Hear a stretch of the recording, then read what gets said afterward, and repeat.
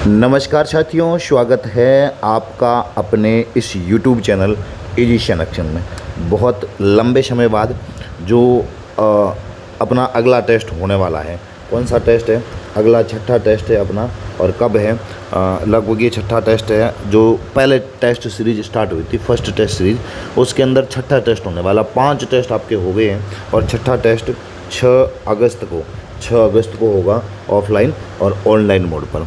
अब ये जो टॉपिक है, ये आपको एग्ज़ाम के अंदर लगभग 20 से लेकर 30 नंबर के जो है वो आपको एग्ज़ाम के अंदर पक्का करवाने वाले हैं। जो टेस्ट के अंदर क्वेश्चन बन रहे हैं वो RBSE NCERT के विश्लेषण के आधार पर बनाए जा रहे हैं। तो सबसे पहले इस टेस्ट के अंदर टॉपिक को किस प्रकार से तैयार करना है। वैसे इसमें जो टॉपिक दिए गए उसके ऊपर पहले कुछ वीडियो बनाई हुई है, लेकिन एक साथ और वीडियो बना के बता देते हैं कि किस तरह से इस टॉपिक को तैयार करना है और किस तरह से यहाँ से क्वेश्चन बन सकते हैं और क्या क्वेश्चन बने हैं उसके बारे में बात करेंगे। तो सबसे पहले आपको ये बता दें कि ये जो टेस्ट है वो 6 अगस्त 2024 को सुबह ऑनलाइन हो जाएगा और शाम के टाइम अपने ऑफलाइन बाड़मेर के अंदर होता है। इसके अंदर अगर केमिस्ट्री की बात करते हैं तो केमिस्ट्री के अंदर आपको पढ़ना है एटॉमिक स्ट्रक्चर। क्या पढ़ना है? एटॉमिक स्ट्रक्चर पढ़ना है। और उसके साथ है स्टेट्स ऑफ मैटर।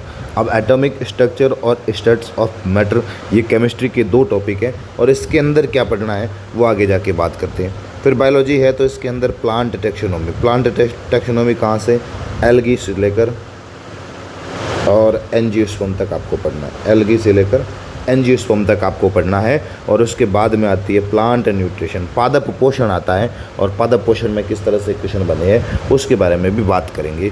उसके बाद में फिजिक्स आती है। फिजिक्स के अंदर एक टॉपिक तो पहले अपने सिलेबस के अंदर दिया हुआ था, फ्रिक्शन, जो घर्षण वाला है वो। और उसके बाद में लॉ ऑफ मोशन, ये एक नया टॉपिक आप ऐड कर देना। इस आपके जो अगला छठा टेस्ट है उसके अंदर एक नए टॉपिक को ऐड किया गया है जो उस सिलेबस में तो नहीं है, लेकिन आज या कल वो सिलेबस भी आपको टेलीग्राम और एप्लीकेशन के अंदर वापस से अपलोड हो जाएगा। पहले वाले को हटा देंगे और ये नया वाला शेयर करेंगे, जिसमें एक टॉपिक रहेगा फ्रिक्शन का और दूसरा टॉपिक रहेगा लॉ ऑफ मोशन का। ठीक है, ये 2 टॉपिक है। और जो फिजिक्स वाले सर क्वेश्चन दे रहे हैं वो उनको पता है, उन्होंने बताया था कि ये भी कुछ टॉपिक को इसको ऐड कर दो, तो इस टॉपिक को भी यहाँ पे अपने ऐड किया है। उसके बाद में है टीचिंग मेथड का जो यूनिट 5 है, मूल्यांकन वाला, मापन वाला परीक्षण है, जो परीक्षण है उसके प्रकार है और उसके जो परीक्षण के कौन कौन से अच्छे गुण होने चाहिए उसके बारे में है। तो वो वेदता, वस्तुनिष्ठता, विश्वसनीयता, विवेककारिता, वो जो परीक्षण के गुण हैं उनके बारे में। फिर परीक्षा के प्रकार में मौखिक, लिखित, ये 2 प्रकार की परीक्षा होती है, उनके बारे में। मूल्यांकन और मापन के बारे में देखना। मूल्यांकन की डेफिनेशन जरूर देखना, वहाँ से परिभाषाएँ अच्छी परिभाषाएँ बनती है। और एक अगला टॉपिक आता है ब्लूप्रिंट का आता है, वहाँ से भी अच्छा प्रश्न बनता है। तो ये टीचिंग मेथड की बात होगी। अब आपको जो यूनिट दिया है, जैसे सबसे पहले बात करेंगे बायोलॉजी की, टैक्सोनॉमी आती है। टैक्सोनॉमी के अंदर देखो अपन ने टैक्सोनॉमी 2 आती है। कौन सी आती है? एक आती है प्लांट की और दूसरी आती है एनिमल की। अपन ने जो अगला 5वां टेस्ट हुआ था, जो पिछला टेस्ट हुआ था 5वां टेस्ट, उसके अंदर एनिमल टैक्सोनॉमी के क्वेश्चन कर लिए थे। और अब जो आगे टेस्ट होने वाला वो प्लांट टैक्सोनॉमी का है। तो प्लांट टैक्सोनॉमी कहाँ से? ये plant groups, algae to angiosperm, आपको कहाँ से पढ़ना है? शैवाल से लेकर एंजियोस्पर्म तक आपको इसमें पढ़ना है। शैवाल से लेकर एंजियोस्पर्म तक पढ़ना है। शैवाल से लेकर एंजियोस्पर्म तक पढ़ना है। फिर आगे बात करते हैं क्रिप्टोगेम्स, जनरल कैरेक्टर। अब इनको पढ़ना क्या है? आपको क्या पढ़ना है? इस शैवाल के क्या पढ़ने हैं? सामान्य लक्षण आपको पढ़ने हैं। सामान्य लक्षण आना चाहिए। जितने भी शैवाल होते हैं उनके सामान्य लक्षण, एक तो पूरे एल्गी के सामान्य लक्षण हो गए, फिर प्रत्येक क्लास के सामान्य लक्षण, और उसके अंदर जितने भी एग्जाम्पल होते हैं कौन सा किस वर्ग के अंदर आएगा, इस तरह का भी क्वेश्चन बना हुआ है। तो शैवाल के जनरल कैरेक्टर, क्लासिफिकेशन, मतलब उसका आपको क्या देखना है? वर्गीकरण भी पढ़ना है। शैवालों का वर्गीकरण, फियोफाइसी, रोडोफाइसी, क्या बोलते हैं, मिक्सोफाइसी और भूरे शैवाल, फियोफाइसी हो गया। और कौन सा होता है आपके क्लोरोफाइसी। तो ये जितने भी शैवाल के वर्ग होते हैं उनके अंदर उनके क्या पढ़ना है? क्लासिफिकेशन पढ़ता है। रिप्रोडक्शन, उनके अंदर क्या पढ़ना है आपको? जनन पढ़ना है। जनन, types of life cycle of algae, मतलब शैवालों के जीवन चक्र का प्रकार, जीवन चक्र के जो प्रकार होते हैं उनके लाइफ साइकिल के बारे में शैवालों के स्पेशली 3-4 होते हैं। जैसे कारा का लाइफ साइकिल आप पढ़ लेना, यूलोथ्रिक्स का लाइफ साइकिल अगर आपको कहीं मिलता है तो उसको पढ़ लेना, स्पाइरोगायरा का पढ़ लेना, आप स्पाइरोगायरा का पढ़ लेना, क्लेमाइडोमोनास का पढ़ लेना। तो ये वाले जो शैवाल होते हैं इनके जो लाइफ साइकिल होते हैं, ये इनके जो क्या होते हैं, इनके लाइफ साइकिल के बारे में आप पढ़ सकते हो। इनके लाइफ साइकिल के बारे में पढ़ोगे तो यहाँ से लगभग आपको क्वेश्चन ये एल्गी का है। फिर उसके बाद लाइफ साइकिल आपको फंगाई की पढ़ना है, ब्रायोफाइटा का पढ़ना है और टेरोडोफाइटा का पढ़ना है। मतलब आपको फंगाई भी इसके अंदर पढ़ना है और फंगाई से भी क्वेश्चन आएंगे, एल्गी से भी आएंगे, ब्रायोफाइटा से आएगा, टेरिडोफाइटा से आएगा, जिम्नोस्पर्म से आएगा, एंजियोस्पर्म से आएगा। यहाँ से आपको क्या करना है, ब्रायोफाइटा, टेरिडोफाइटा और जिम्नोस्पर्म, एल्गी और फंगाई, इन सब का क्या करना है, इन सब का आपको लाइफ साइकिल दिखाना, जनरल कैरेक्टर देखने, इनका क्लासिफिकेशन देखना है और इनके जीवन चक्र के प्रकार, इनका लाइफ साइकिल के बारे में भी पढ़ना है। तो ये 4 चीज़ें पढ़नी है।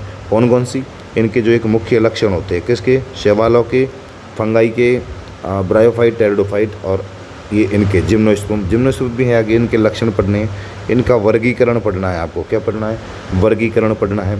इनका क्या पढ़ना है, इसको आपको जनन पढ़ना है, इसके जनन पढ़ना है और इनका क्या पढ़ना है, जीवन चक्र पढ़ना है। तो ये जो चीज़ें होती हैं ये आपको क्या करना है, इसके अंदर इसकी थ्योरी के रूप में आपको नोट्स पढ़ने हैं। इसके बाद में आता है seeds plants, general character, evolution of seed habit, मतलब बीजीय स्वभाव का विकास, classification, general character and reproduction of gymnosperm के अंदर क्या पढ़ना है, क्लासिफिकेशन पढ़ना है और इसका जनन पढ़ना है और इसकी लाइफ साइकिल के बारे में भी पढ़ना है। एंजियोस्पर्म में क्या पढ़ना है, आपको बीजीय स्वभाव वाले जो एंजियोस्पर्म होते हैं उनके अंदर ये पार्ट पढ़ना है। तो ये वाला आप पढ़ोगे कहाँ से, ये आपके किसके अंदर दिया हुआ है, 11th की RBSc बुक है, उसके अंदर बहुत अच्छा दे रखा है। 11th की RBSc बुक के अंदर बहुत अच्छे से दे रखा है, आप उसको वहाँ से पढ़ सकते हो।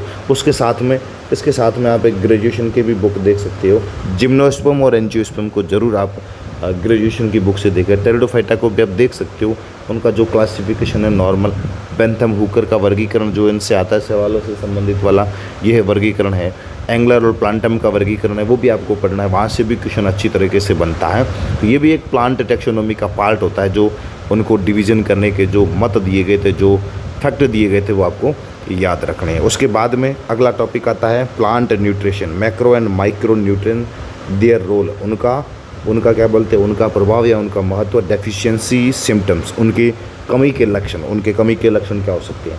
मतलब कोई तत्व है, जैसे नींबू का डाइबैक रोग होता है, वो कॉपर की कमी से होता है, और भी पीटियोल क्रैक होता है, वो बोरॉन की कमी से होता है। वो एक मेरे शॉर्ट नोट्स की एक छोटी सी PDF डाली हुई है, उस शॉर्ट नोट्स की छोटी सी PDF को आप अपने नोट्स के अंदर ऐड कर देना। जो भी आपके पास नोट्स अच्छे होंगे, नो डाउट आपके नोट्स अच्छे हैं, लेकिन मैं आपको एक विश्वास दिलाता हूँ कि मेरे जो प्लांट न्यूट्रिशन के नोट्स बने हुए हैं वो ग्रेजुएशन और 11th की RBSc, 11th की नहीं 12th की RBSc बुक से मिला के बनाए गए हैं।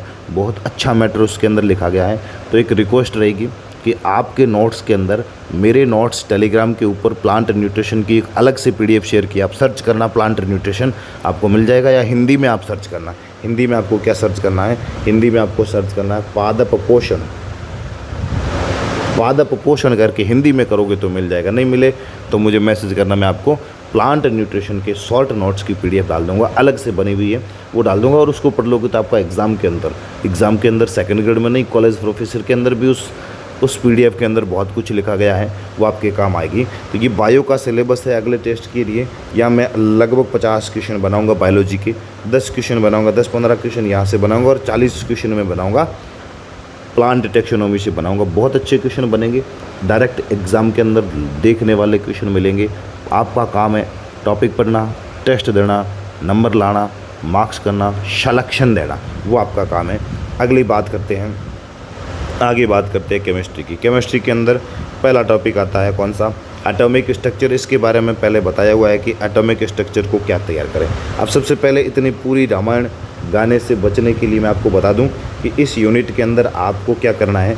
इस यूनिट के अंदर आपको सबसे पहले इलेक्ट्रॉन, प्रोटॉन और न्यूट्रॉन के बारे में पता होना चाहिए। इलेक्ट्रॉन, प्रोटॉन और न्यूट्रॉन, ठीक है। इलेक्ट्रॉन, प्रोटॉन और न्यूट्रॉन, इन तीनों के बारे में आवेश, द्रव्यमान, इनसे संबंधित जितने भी सिद्धांत आते हैं, इनसे संबंधित जितने भी मॉडल दिए गए थे, किसका, इलेक्ट्रॉन, प्रोटॉन और न्यूट्रॉन से संबंधित जितने भी मॉडल थे, जैसे एक रदरफोर्ड का मॉडल आता है वो आपको पढ़ना है, एक थॉमसन का मॉडल आता है वो आपको पढ़ना है, एक बोर का मॉडल आता है वो आपको पढ़ना है, और आपको क्या पढ़ना है, एक हाइड्रोजन का, इसके संबंध में एक हाइड्रोजन का रेखीय स्पेक्ट्रम आता है, अलग से आता है, हाइड्रोजन का रेखीय स्पेक्ट्रम है वो भी आपको पढ़ना है। ठीक है, तो ये जो चीज़ें हैं ये आपको पढ़नी है। उसके अलावा एक मुख्य चीज़ आती है क्वांटम संख्याएँ। यहाँ से एक इम्पोर्टेंट चीज़ आती है क्वांटम संख्याएं। यहाँ से 2 प्रश्न क्वांटम संख्याओं से सेकंड ग्रेड के अंदर पिछले एग्जाम में पूछे गए थे, और आने वाले एग्जाम में भी क्वांटम संख्याओं से 1-2 प्रश्न देखने को मिलेगा। उसके बाद जितने भी नियम आते हैं, जितने भी कक्षकों में इलेक्ट्रॉन को भरने का नियम आता है, जैसे हाइजेनबर्ग का एक सिद्धांत है, हाइजेनबर्ग है, और दूसरा कौन सा है, हुंड का नियम है, पाउली का अपवर्जन का नियम है, N+L का रूल है। तो ये जितने भी सिद्धांत दिया हुआ है, कौन कौन से प्रिंसिपल दिए हुए हैं, दिया हुआ है modern concept of atomic structure, quantum numbers, ये क्वांटम नंबर आपको पढ़ना है, Aufbau principle, Aufbau rule है। इसके साथ में आपको क्या पढ़ना है, ऑफ बोर रूल्स पढ़ना है, ऑफ बोर नियम आपको पढ़ना है, ऑफ बोर नियम पढ़ना है।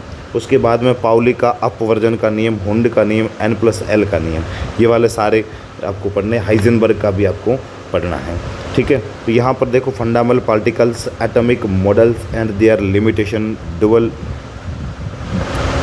द्वैत प्रकृति ऑफ पार्टिकल्स, मतलब जितने भी होते हैं डबल नेचर होती है उनकी, उनके बारे में पढ़ना है। तो ये atomic models and their limitation, परमाणुवीय सिद्धांत या परमाणुवीय मॉडल और उनकी जो कमियां क्या क्या थी उनके बारे में पढ़ना है। डी ब्रोगली पार्टिकल पढ़ना है, और उसके बाद में ये principle of modern concept of atomic structure, quantum number, quantum संख्याओं से एक सवाल पूछा जाता है वो। बाकी ये वाले जो जितने भी नियम है, ये नियम है, यहाँ से कितने क्वेश्चन, 1 प्रश्न यहाँ से, 1-2 प्रश्न यहाँ से, और इलेक्ट्रॉन से संबंधित 1 प्रश्न यहाँ से।